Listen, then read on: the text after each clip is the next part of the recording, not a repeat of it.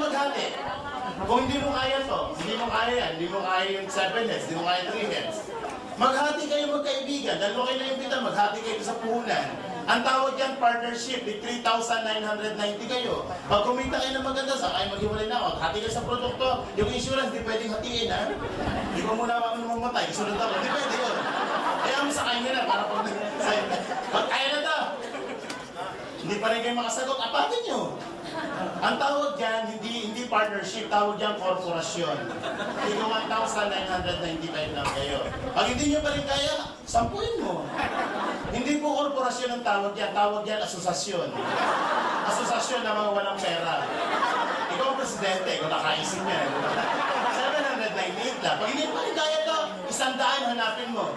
Hindi po asosasyon ang tawag dyan kooperatiba. Tigsi 79 pesos at 80 centavos na kayo. Kaya lang, pag kumita kayo ng 1.5, dahil 100 kayo, ang partihan nyo lang, tigigin silang kayo. Ay may bawas pa yan kasi may tax na babawasan, 10%. Withholding tax. Kaya may iwan sa cheque mo, 1350. Pagpunta mo ng PDO, 3 valid ID pa kailangan. Pag hindi mo pa rin kaya to, abay kahabag-habag na ang buhay mo. Ito mas bagay sa'yo para matapos na ang paghihirap mo. Ano yan? Gulong, pasagasa ka lang. Bebiro po. Wala pa naman dyan. Medyo sinahindi ko lang kayo ng konti. Kasi alam niyo po ba, kapag daw ikaw'y laging masaya, ang blessing mas mawapasok sa'yo. Tama mo ba? Pag ikaw'y laging nakasimalmal, ano nakasimalmal? Nakaganito, yan po ba'y negative? Ang human aura na nire-release is negative. Ang blessing pupunta sa'yo, positive po ba?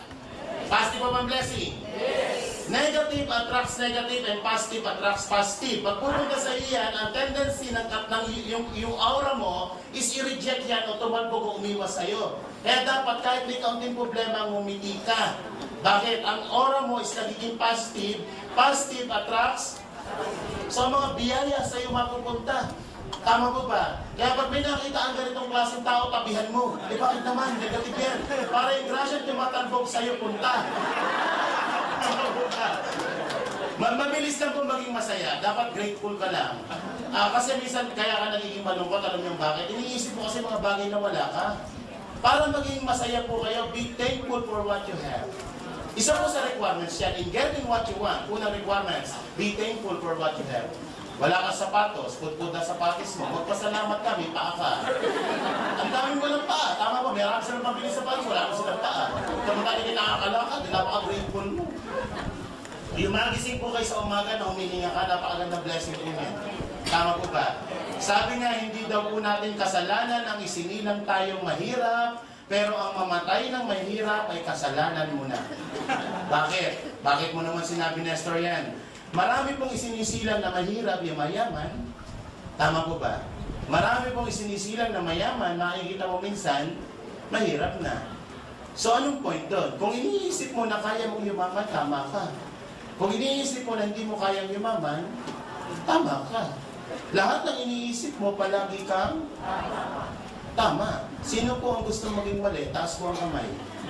Ako lang nakataas. Ayoko rin maging mali.